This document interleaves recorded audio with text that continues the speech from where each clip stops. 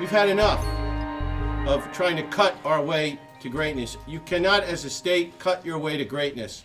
You have to invest in the state.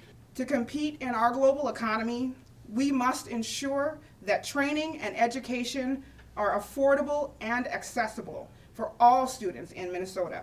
Reinvesting in higher education is the first step to building an economy that gives everyone a chance to get ahead. The University of Minnesota is our state's land-grant university. It is there to educate the people of Minnesota and conduct research that will drive the state's economy forward. Yet it has lost $314 million in state funding in the last 4 years.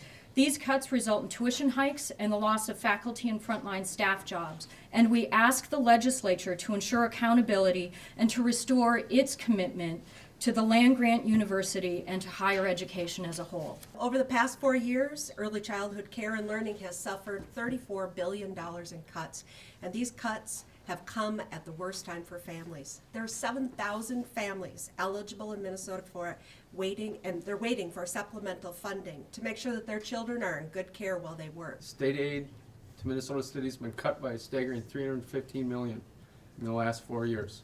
St. Paul and cities throughout the state have made up for these cuts by raising property taxes on homeowners and renters who can't afford it the least.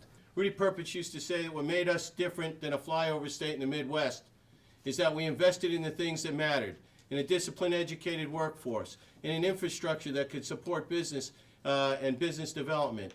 You cannot cut enough to deal with the structural deficit and still have a state worth living in.